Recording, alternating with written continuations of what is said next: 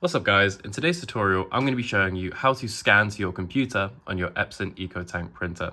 Now in today's video guys I'm using an ET2900 series, however guys this tutorial will work for any EcoTank printer. Guys, they all have the same software and hardware and the process is exactly the same. Now what you will need to do guys is you will need to have connected your printer to your computer, and you will have needed to set up the Epson scan software and downloaded the drivers. Guys, I do have a full guide in the description on exactly how to do that. So check out that video if you haven't done that already. But assuming that we have done that, guys, it takes around 5 minutes. It's not very long. Assuming that we have done that, I'm going to show you how to use the scan software and scan your first document. Okay, guys, so to use the software, we just want to go onto our search bar on our Windows computer and search up Epson. So if you doesn't come up immediately, guys, try to search up Epson Scan 2 and it should hopefully come up. Now, what we want to make sure of, guys, is that we have something in the scanner ready to scan. So I have my document here and we are going to get ready to scan it. So if you have connected the two devices correctly, it should just automatically pop up in the top left with your printer. Now we are going to select our mode. If you are doing a document, select a document. If you're scanning a photo, select photo.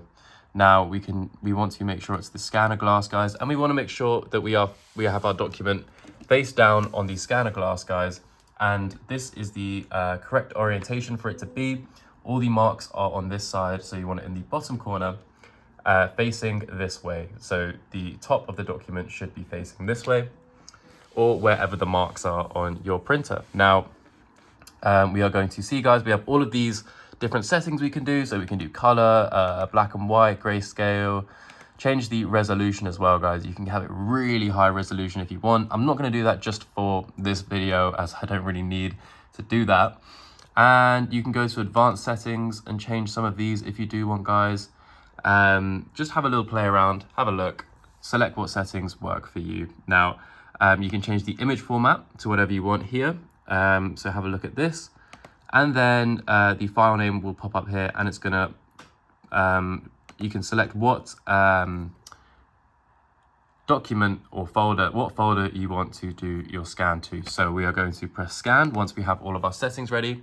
And it's a pretty neat piece of software, guys. It will automatically open up after it's done, the folder, and it will show you where it is scanned to. So you don't have to go around hunting for it on your laptop or computer.